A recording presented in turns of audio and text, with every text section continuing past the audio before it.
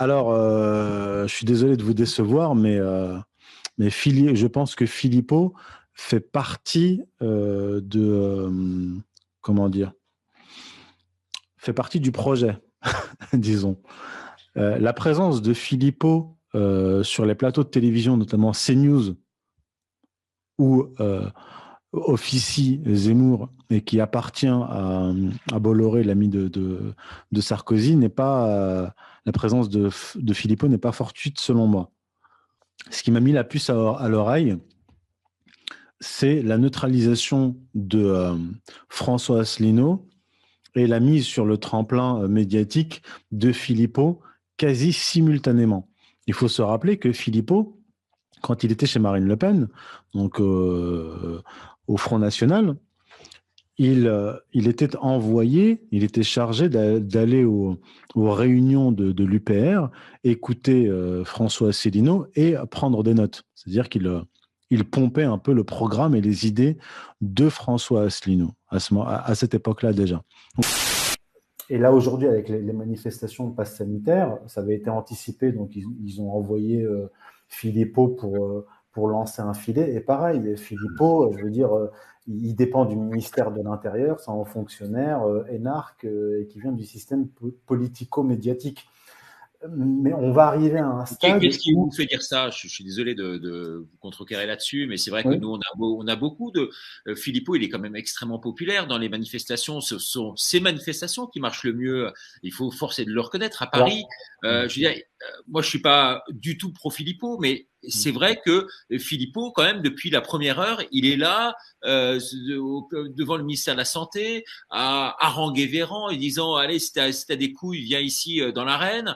Et on le voit quand même être là.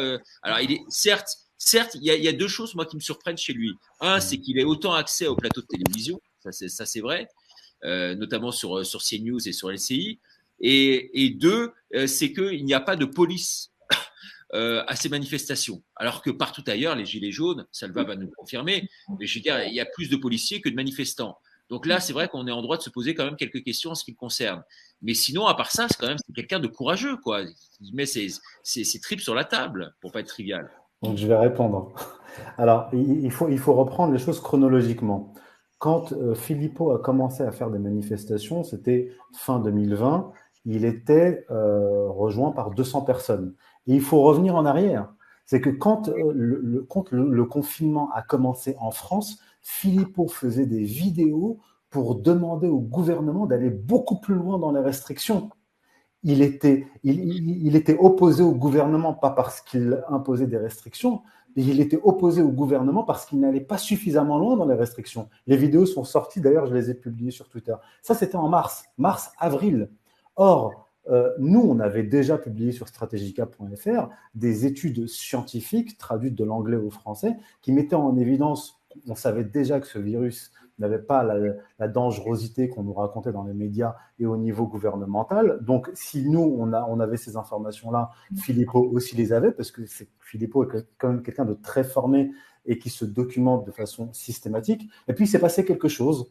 Vers fin 2020, il est devenu tout d'un coup anti-pass sanitaire.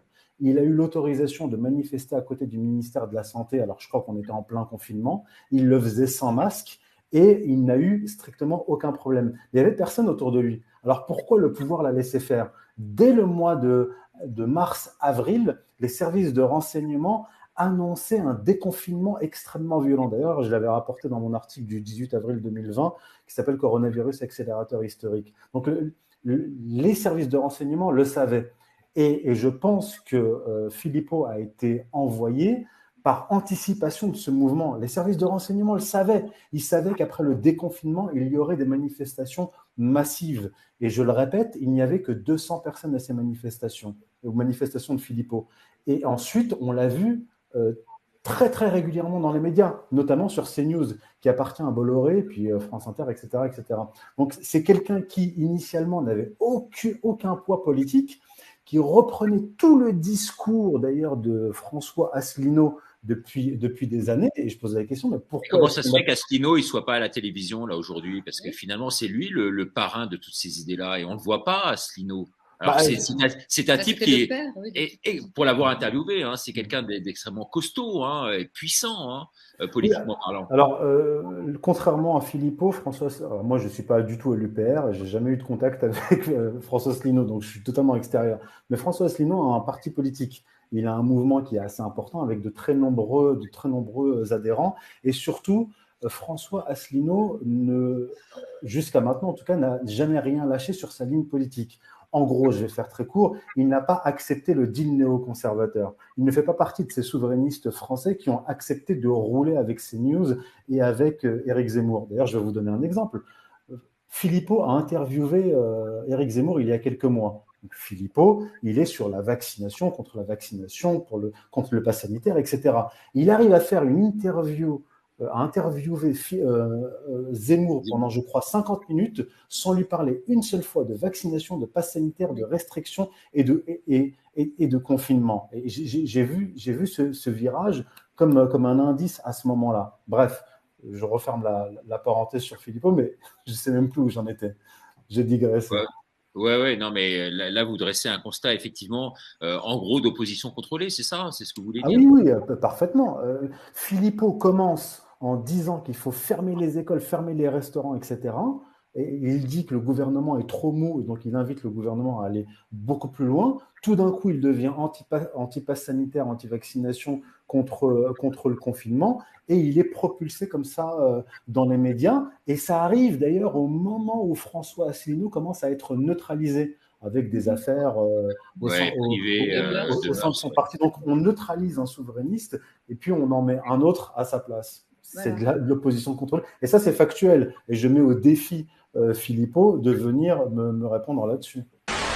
Lorsque j'étais à la Stasi, on appliquait ce principe. Poser suffisamment de questions à un suspect qui ment, et pour finir, il changera son histoire. Mais celui qui dit la vérité ne changera jamais son histoire, quand bien même elle serait difficile à croire.